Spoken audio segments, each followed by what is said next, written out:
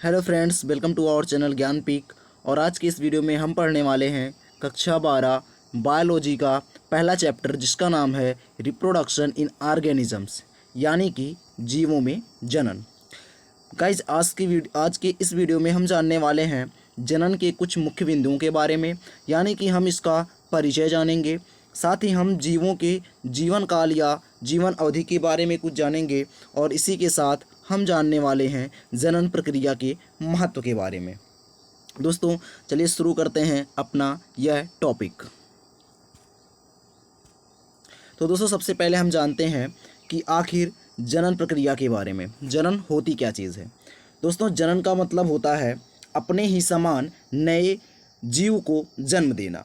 जनन प्रक्रिया अगर हम बात करें दोस्तों जीवों के बारे में, तो यह जीवों की एक ऐसी जैविक प्रक्रिया होती है जिसके द्वारा कोई भी जीव अपने ही समान नए जीवों की या नई संततियों की उत्पत्ति करता है और अपने जाति की निरंतरता को बनाए रखता है।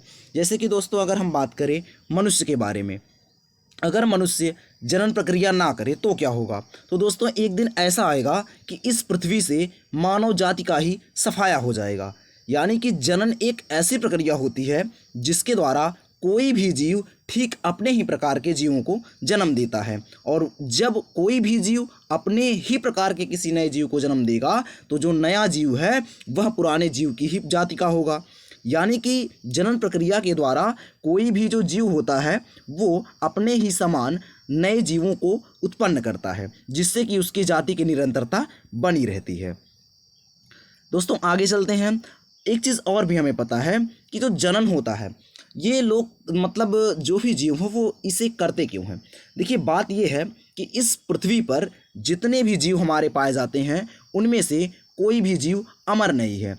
हालांकि हम एक कोष के जीवों को अमर मानते हैं, अभी उसकी बात हम थोड़ा आगे करेंगे।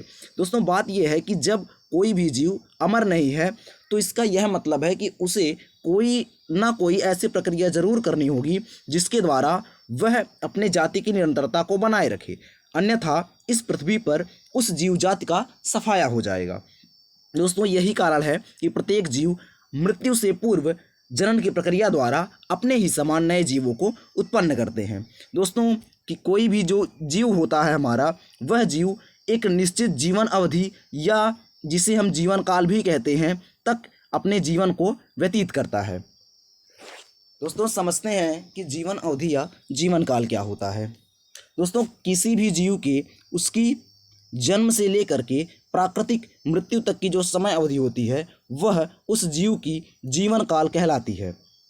दोस्तों जीवन काल जो होता है, इसे ध्यान से समझिएगा कि जो जीवन काल होता है वह किसी भी जीव के जन्म से लेकर के वह अवधि होती है जब तक कि उसकी प्राकृतिक मृत्यु हो। यानी कि यह जीव के जन्म से उसकी प्राकृतिक मृत्यु तक की समय अवधि होती है। जैसे कि अगर आप बात करें कि अब मानव जाति की बात करें, देखिए ये जो होता है जीवन काल या जीवन अवधि, इसका मान हम औसतन निकालते हैं किसी भी जीव जाति के लिए, ठीक है। अभी आगे हम इसके बारे में और भी अच्छे से जानेंगे। गाइज ये जो होता है जीवन अवधि या जीवन काल, ये विभिन्न प्रकार के जीवों के लिए भिन्न भिन्न होता है। यानी कि विभिन्न प्रकार के जो जीव होते हैं उनकी जीवन अवधि यह भिन्न भिन्न होती है। जैसे कि कुछ जीवों की जीवन अवधि बहुत कम समय के लिए, यानी कि कुछ जीव ऐसे होते हैं जिनका मात्र एक दिन, जैसे कि मेफ्लाई की जो जीवन अवधि होती है दोस्तों वो बहुत ही कम होती है। और कुछ जीवों की जीवन अवधि कुछ दिनों तक सीमित होती है, जबकि कुछ ऐसे भी जीव पाए जाते हैं जो हजारों वर्षों तक जीवित रहते हैं, जैसे कि सिकोया वृक्ष। दोस्तों जीवन काल या जीवन अवधि यानी कि लाइफ स्पैन, यह हमेशा जीव के आकार व उसकी जटिलता पर निर्भर नहीं करता है। यानी कि कोई भी जीव वह आकृति और आकार में कैसा है, उसके शरीर की बनावट कैसी है, इस बात पर कभी भी उस जीव का जीवन काल निर्भर नहीं करेगा। यानी कि किसी भी जीव के जन्म से उसके प्राकृतिक मृत्यु तक की जो समय अवधि है वह कभी भी जीव के आकार, आकृति और उसके शरीर की बनावट यानी कि जटिलता पर कभी भी निर्भर नहीं करता है। जैसे कि अगर हम बात करें कौवे और तोते की, दोस्तों अगर हम बात करें कौवे और तोते की, तो आप देखते हैं कि कौवे और तोते के शारीरिक संरचना और आकार और आकृतियों में कुछ विशेष अंतर नहीं होता है, लेकिन अगर बात करें इनके समय अवधि की तो इसमें बहुत ही ज़्यादा अंतर पाया जाता है। जैसे कि कौवे की जो जीवन अवधि या जो इसकी जीवन काल है वो 15 वर्ष है, जबकि तोते की जो जीवन अवधि है वो 140 वर्ष है। यहाँ हम इस उदाहरण के द्वारा समझ सकते हैं कि किसी भी जीव का आकार एवं आकृति उसके जीवन काल से थोड़ा सा भी यानी कि उस पर तनिक भी निर्भर नहीं करता है। अगला उदाहरण हमारा आम और पीपल का है, जिसमें हम देख सकते हैं कि आम और पीपल के वृक्ष की बनावट और आकृति में कुछ विशेष अंतर तो नहीं होता है, लेकिन इसके जीवन काल की बात करें तो आम का जीवन काल 100 से 150 वर्ष के लगभग होता है। आपको किसी किसी बुक में यह 200 वर्ष भी मिल सकता है। जबकि पीपल की अगर हम बात करें तो पीपल में जो हमारा जीवन काल होता है वो पीपल के वृक्ष का जो जीवन काल होता है वो लगभग 250 वर्ष, सॉरी यार, मतलब 2500 वर्ष होता है। इस तरह से आप समझ सकते हैं कि जो जीवन काल होता है वो कभी भी जीव के संरचना और उसकी आकार आकृति या उसकी शारीरिक बनावट कैसी है इस बात पर कभी भी निर्भर नहीं करता है। तो दोस्तों हमें यह चीज़ याद रखनी है जीवन काल या जीवन अवधि के बारे में। तो दोस्तों यहाँ दिया है हमें कुछ जीवों की यानी कि कुछ पादपों और जंतुओं के जीवन काल के बारे में दिया है, हम इसे देख लेते हैं। एलिफेंट यानी कि हाथी का जो जीवन काल होता है वो लगभग 65 से 90 वर्ष का होता है। आप हाथियों के बारे में जानते होंगे कि हाथी भी कई प्रकार की होती है, कुछ जैसे कि सफ़ेद हाथी या फिर आप अलग कुछ जैसे कि काले रंग के हाथियों को भी देखते हैं। इस प्रकार से हाथियों के भी विभिन्न प्रजातियां पाई जाती हैं, जिससे कि इनका जो जीवन काल होता है वो भिन्न भिन्न होता है प्रत्येक हाथियों में। इनका जो औसत जीवन अवधि इनकी जो होती है वो लगभग 65 से 90 वर्ष की होती है। अगर हम गुलाब के पौधे की बात करें तो इनकी जीवन अवधि लगभग 5 से 7 वर्ष की होती है। अगर बात करें डॉग यानी कुत्ते की बात करें तो इसकी जो जीवन अवधि होती है वो लगभग 15 से 20 वर्ष होती है। बटरफ्लाई यानी कि तितली की जीवन अवधि यह 1 से 2 सप्ताह की होती है। कौवे की जीवन अवधि लगभग 15 साल। बनाना यानी कि अगर केले के पौधे की जीवन अवधि की बात करें हम तो यह लगभग 10 से 15 महीने की होती है। गाय की बात करें तो गाय की जीवन अवधि लगभग 20 से 30 वर्ष की होती है। तोते की जीवन अवधि 140 वर्ष होती है। क्रोकोडाइल यानी कि मगरमच्छ की जीवन अवधि 60 वर्ष और घोड़े की जो जीवन अवधि है वो 30 से 40 वर्ष। फ्रूट फ्लाई यानी कि इसे हम फल मक्खी कहते हैं। फ्रूट फ्लाई यानी कि जो फल मक्खी है उसका जो जीवन काल होता है वो 40 से 50 दिन होता है। एनसीईआरटी के अकॉर्डिंग लगभग नियर अबाउट 2 मंथ्स होता है, यानी कि लगभग 2 महीने होता है फ्रूट फ्लाई की जीवन अवधि। फिर आगे है पैडी यानी कि जो धान का पौधा होता है उसकी जीवन अवधि लगभग 100 से 120 दिन की होती है। टॉर्टॉइज यानी कि जो हमारा कछुआ होता है उसकी जीवन अवधि लगभग 100 से 150 वर्ष की होती है। और अगर हम बात करें बनियान यानी कि बरगद के पौधे की तो इसकी जीवन अवधि यह 200 ईयर प्लस होती है, यानी कि 200 वर्ष से ज़्यादा होती है। तो वैसे दोस्तों ये कुछ ज़्यादा इम्पॉर्टेंट तो नहीं है, लेकिन आपको अपने जनरल नॉलेज के लिए इसे थोड़ा याद रखना चाहिए। अब बात करते हैं कि आखिर हम एक कोशिकीय जीवों को अमर क्यों कहते हैं। क्या कारण है कि एक कोशिकीय जीवों को अमर कहा जाता है। तो दोस्तों जो हमारा इसे हम अलग से पहले समझ लेते हैं एक पेज पर कि जितने भी हमारे एक कोशिकीय जीव होते हैं, जितने भी हमारे यूनिसेलुलर ऑर्गेनिजम्स होते हैं, जो भी हमारे यूनिसेलुलर यानी कि एक कोशिकीय जितने भी हमारे ऑर्गेनिजम्स या जो जीव होते हैं दोस्तों, इनमें होता यह है कि ये जीव जनन की प्रक्रिया यानी कि इसमें ऐसी बात होती है कि ये जीव जब इनकी जीवन अवधि समाप्त होने वाली होती है, हालांकि इनकी जीवन अवधि तो अमर हो जाएगी, अगर ये जीव अमर हैं तो इनकी जीवन अवधि तो अनंत हो जाएगी। लेकिन आप ध्यान से पहले बात को समझिएगा कि ऐसे जीव जैसे कि इसी के अंतर्गत हमारा अमीबा आता है, एक कोशिकी, आपको पता होगा, जैसे कि हमने कह दिया ये कोई हमारा एक अमीबा है। अब यह अमीबा क्या करेगा, जब यह पहले तो ये क्या होगा कि किसी अन्य अमीबा अपने जनक अमीबा के विभाजन से बना हुआ होगा। जब इसका जनक अमीबा विभाजन किया होगा तो उससे 2 या 2 से अधिक अमीबा बने होंगे। अब वही अमीबा जो नया बना हुआ है वो क्या करेगा, वो धीरे धीरे वृद्धि करेगा और वृद्धि एवं विकास के पश्चात वह एक वयस्क अमीबा के रूप में हो जाएगा। और जब वह वयस्क हो जाएगा तो धीरे धीरे इसकी भी क्या आएगी, वृद्धि प्रावस्था समाप्त होगी और फिर धीरे धीरे यह भी जनन करने योग्य हो जाएगा। उस दशा में ये होता है कि यह अमीबा पुनः क्या होता है, दो या दो से अधिक अन्य छोटे अमीबा में विभाजित हो जाता है। यही प्रक्रिया होती है कि एक कोष की जीव जो होते हैं उनमें वृद्धि के पश्चात और मृत्यु से पूर्व वह क्या होते हैं, दो या दो से अधिक भागों में विभाजित हो जाते हैं, जिससे कि जो प्रोटोप्लाज्म, जो जीव द्रव्य इस जनक के शरीर में होता है, वही सेम जीव द्रव्य उनके संततियों में भी चला जाता है। क्योंकि हमें पता है जीवन जो होता है उस जीवन का भौतिक आधार हमारा कोशिका द्रव्य यानी कि प्रोटोप्लाज्म ही होता है। और यही कारण है कि जब बनने वाली संतति का प्रोटोप्लाज्म उसके जनक का ही है, इसका मतलब वह जनक अभी मरा नहीं है, यानी कि उसकी मृत्यु नहीं हुई है, बल्कि उसने नए रूप को धारण कर लिया। आप ऐसे भी समझ सकते हैं। देखते हैं कि यहाँ क्या लिखा है। दोस्तों, जितने भी हमारे अकोशिकीय या जिसे हम एक कोशिकीय या यूनिसेलुलर ऑर्गेनिजम्स जो होते हैं, जीव होते हैं, जैसे कि हमारे अमीबा, पैरामीशियम, यूग्लिना आदि, इन्हें हम अमर कहते हैं।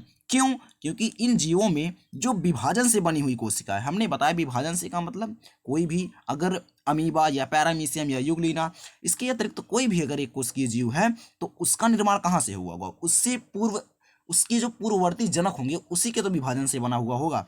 अब वही कोशिका जो विभाजन से बनी है उसी कोशिका में वृद्धि होगा, वृद्धि के पश्चात परंतु मृत्यु से पहले ही वह पुनः क्या होती है, विभाजित हो जाती है, जिससे कि अब जो हमारी नई कोशिकाएं बनेंगी, जो नए जीव बनेंगे, उनमें प्रोटोप्लाज्म की जो निरंतरता बनी रहती है, जीवों में प्रोटोप्लाज्म की निरंतरता बनी रहती है।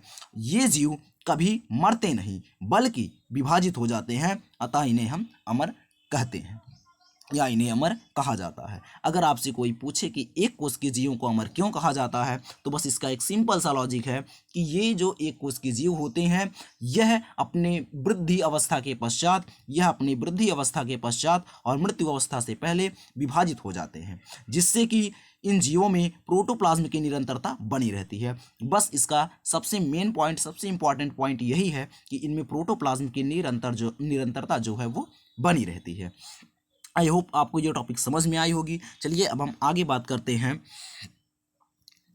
प्रजनन की भूमिका या प्रजनन के महत्व के बारे में, यानी कि प्रजनन की प्रक्रिया जीवों के लिए क्यों महत्वपूर्ण है, हम इस टॉपिक पर अब बात करने वाले हैं।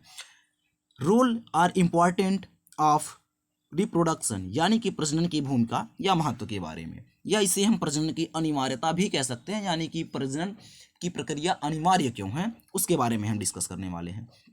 दोस्तों, प्रजनन की प्रक्रिया जो है वह किसी भी जीव के लिए बहुत ही ज़्यादा महत्वपूर्ण है, यानी कि हम बताएं कि बहुत ही ज़्यादा महत्वपूर्ण है, परंतु उन सभी महत्वों में से हम मात्र आपको 4 महत्वों के बारे में बताने वाले हैं, जिससे कि अगर आपसे एग्जाम में पूछता है तो जिसे आप आसानी से लिख सकते हैं। पहला महत्व इसका है कि जनन की प्रक्रिया द्वारा प्रजाति की निरंतरता बनी रहती है, जिसे अभी हमने आपको जब हमने प्रजनन का परिभाषा आपको बताया, प्रजनन की डेफिनेशन में ही आपको हमने बता दी कि प्रजनन एक ऐसी जैविक प्रक्रिया होती है जिसके द्वारा जो कोई भी जीव अपने ही समान नए जीव या संततियों को उत्पन्न करता है, जिससे कि उसकी जाति की निरंतरता बनी रहती है। दूसरी विशेषता यह है कि जनन प्रक्रिया के द्वारा ही जैव विकास होता है। जैव प्रक्रिया के द्वारा जैव प्रक्रिया नहीं, मतलब जो प्रजनन है, प्रजनन प्रक्रिया के द्वारा पारिस्थितिक संतुलन बना रहता है और इससे खाद्य सुरक्षा भी संरक्षित होती है। चलिए अब हम इसे अलग से समझते हैं। प्रजाति की निरंतरता यानी कि परपेचुएशन ऑफ द स्पेसीज, ये क्या है? दोस्तों, हमें पता है कि इस पृथ्वी पर, इस संसार में जितने भी जीव हैं उनमें से कोई भी जीव अमर नहीं है, हालांकि एक कोश के जीवों को छोड़कर। तो जीव अमर नहीं है, इसलिए अगर कोई भी जीव जनन ना करे तो क्या होगा? तो यही होगा कि जो भी जीव, जिस भी प्रजाति का जीव जनन नहीं करेगा, स्वाभाविक सी बात है कि उसकी प्रजाति इस पृथ्वी से समाप्त हो जाएगी। यानी कि प्रजनन ही एक ऐसी विधि है, एक ऐसी प्रक्रिया है जिसके द्वारा कोई भी जीव अपने समान नए जीवों को उत्पन्न करता है, जिससे कि उसके जाति या प्रजाति की निरंतरता बनी रहे। दोस्तों, प्रजनन जो है वह जीवों की एक ऐसी प्रक्रिया है जो उनकी प्रजाति की निरंतरता को सुनिश्चित करती है। प्रत्येक जीव अपने जीवन काल में मृत्यु से पहले जीव जो है वह अपने समान नई संततियां उत्पन्न कर प्रजाति की निरंतरता को बनाए रखता है। दोस्तों अगला है जैव विकास। अब हम समझते हैं कि जैव विकास में प्रजनन प्रक्रिया किस प्रकार से भूमिका निभाती है, या हम यह समझते हैं कि प्रजनन की प्रक्रिया का क्या महत्व है हमारे जैव विकास में, ऑर्गेनिक इवोल्यूशन में। दोस्तों प्रजनन, अगर हम विशेषकर बात करें लैंगिक प्रजनन की या लैंगिक जनन की, तो लैंगिक जनन की प्रक्रिया में होता क्या है। लैंगिक जनन में होता यह है कि इसमें दो विपरीत लिंग वाले, यानी कि एक नर और एक मादा, ये दो विपरीत लिंग वाले जनक क्या करते हैं, जनन की प्रक्रिया करते हैं, जिससे कि जो नई संतति हमारी उत्पन्न होती है वह संतति अपने आपस में, यानी कि अपने आपस का मतलब अपने भाई बहनों और अपने जनकों से भिन्न होती है, जिससे कि जब उनमें भिन्न आ जाएंगी, यानी कि विभिन्नताएं आ जाएंगी, तो आपको पता है कि विभिन्नताएं ही क्या है, जैव विकास का आधार है। यानी कि प्रजनन, विशेषकर लैंगिक जनन की प्रक्रिया में जो उत्पन्न संततियां, यानी कि उत्पन्न संततियां आपस में तथा अपने जनकों से भिन्न होती हैं। चूँकि विभिन्नताएं ही जैव विकास का आधार है, अतः जैव विकास में प्रजनन की महत्वपूर्ण भूमिका है। आगे अगर हम बात करें पारिस्थितिक संतुलन का, आपको पता है पारिस्थितिक संतुलन या इकोलॉजिकल बैलेंस। दोस्तों आपको पता है कि इस पृथ्वी पर जितनी भी जातियां पाई जाती हैं, यानी कि जितनी का मतलब आपको पता है कि लाखों करोड़ों जीव जातियां प्रेजेंट हैं, उपस्थित हैं हमारी इस पृथ्वी पर। सोचिए अगर उनमें से कोई भी एक प्रजाति या कोई भी एक प्रजाति का जीव, मतलब एक प्रजाति के जो जितने भी जीव हैं, अगर वो आपस में जनन ना करें तो क्या होगा, यही होगा कि उस प्रजाति का सफाया हो जाएगा। लेकिन आपको पता है कि हमारे पर्यावरण के अंतर्गत जितने भी जीव हैं वो सारे जीव एक दूसरे से जुड़े हुए होते हैं, जिससे कि अगर एक भी जीव इस पृथ्वी से या इस जगत से, इस दुनिया से अगर किसी एक भी प्रजाति का सफाया हो जाता है तो क्या होगा कि उसके कारण पूरा पर्यावरण डिसबैलेंस हो जाएगा, यानी कि उसका जो संतुलन है वो बिगड़ जाएगा। यानी कि पारिस्थितिक संतुलन को बनाए रखने के लिए प्रजनन की प्रक्रिया क्या है, बहुत ही ज़्यादा महत्वपूर्ण है। दोस्तों प्रजनन के कारण ही पृथ्वी पर जीवधारियों की अपेक्षित व आवश्यक संख्या बनी रहती है, जिससे कि विभिन्न जीवों के मध्य संतुलन बना रहता है। आगे अगर हम बात करें तो अगली विशेषता जो है वो खाद्य सुरक्षा की है, यानी कि फूड सिक्योरिटी। दोस्तों यह जो महत्व है, यह जो पहलू है हमारा, वह मानव कल्याण से संबंधित है। यह मानव कल्याण से संबंधित एवं आर्थिक पक्ष का है। विभिन्न फसलों व पशुओं के प्रजनन के द्वारा मनुष्य अपनी खाद्य सुरक्षा को सुनिश्चित करता है। दोस्तों आपको पता है कि हम जितनी भी चीज़ें खाते हैं, जितनी भी चीज़ों को हम भोजन के रूप में अंतर्ग्रहण करते हैं, खाते हैं, चाहे वो हमारी साग सब्जियां हों या मीट मांस मछली वगैरह हो, फल इत्यादि जितनी भी चीज़ें हैं, उन सब का निर्माण जनन प्रक्रिया से ही होता है। क्योंकि हम जितनी भी चीज़ों को खाते हैं वो सारी चीज़ें वो किसी जीव, मतलब वो जीवों के द्वारा ही उत्पादित होती हैं। अब चाहे वो कोई पादप हो चाहे कोई जंतु हो, हम पादपों और जंतुओं में अपनी आवश्यकता अनुसार जैसा भी हमें फ़ायदेमंद होता है, जैसे भी हमें लाभदायक होता है, हम अपनी इच्छा अनुसार उस प्रकार के जीवों में उतनी ही अधिक संख्या में प्रजनन की प्रक्रिया करवाते हैं, जिससे कि हमारी खाद्य सुरक्षा क्या हो, सुनिश्चित हो सके और हम इस पृथ्वी पर जीवित रह सके और हमारी प्रजाति इस पृथ्वी पर जीवित रह सके। हमारी ही नहीं दोस्तों, जीवों की जितनी भी प्रजातियां हैं वह प्रजनन प्रक्रिया के द्वारा ही खाद्य सुरक्षा को सुनिश्चित करती हैं। पर्यावरण में उपस्थित, हम आपसे बताएं कि इस पर्यावरण में, इस वातावरण में हमारे विभिन्न प्रकार के जीव, वो हमने पहले ही बताया कि आपस में एक दूसरे से जुड़े हुए हैं। चाहे वो अगर जैसे कि हम अभी बात करें मानव और मानव जंतु की बात कर रहे हैं, यानी कि जो हमारे जंतु होते हैं, और अगर हम बात करें पादप की, पौधों की बारे में बात करें, तो जंतु और पादप, देखिए इनमें जो जैसे ऑक्सीजन और कार्बन डाइऑक्साइड जो होता है, उनका आदान प्रदान कैसे होता है कि अगर सोचिए, अगर जंतुओं की संख्या घट जाए, जंतुओं की संख्या अगर घट जाए तो जंतु क्या करते हैं, ये श्वसन की प्रक्रिया में ऑक्सीजन को ग्रहण करते हैं और कार्बन डाइऑक्साइड बाहर करते हैं। अगर जंतुओं की संख्या घट जाएगी तो क्या होगा, तो ऑक्सीजन की खपत जो है वो कम हो जाएगी और कार्बन डाइऑक्साइड का उत्पादन भी कम हो जाएगा, क्योंकि जंतु कम हो जा रहे हैं। तो और इस स्थिति में अगर पादप की संख्या उनसे अधिक है तो पादप क्या करेंगे? पादप को भी तो जीवित रहने के लिए क्या चाहिए? उन्हें अपनी प्रकाशन संश्लेषण प्रक्रिया को पूरा करने के लिए CO2 चाहिए, कार्बन डाइऑक्साइड चाहिए। अब कार्बन डाइऑक्साइड पादपों को जितना चाहिए उतना मिल नहीं पाएगा। क्यों? क्योंकि जंतुओं की संख्या तो घट गई है और जंतु ही तो कार्बन डाइऑक्साइड उत्पादित कर रहे थे। इस प्रकार इनमें डिसबैलेंस यानी कि असंतुलन उत्पन्न हो जाएगा। और इसी के द्वारा हमें पता भी है कि पादप जो होते हैं वो जनन की प्रक्रिया द्वारा विभिन्न प्रकार के फल और जितने भी हम अनाज खाते हैं वो सब भी जनन की प्रक्रिया द्वारा ही उत्पादित होते हैं।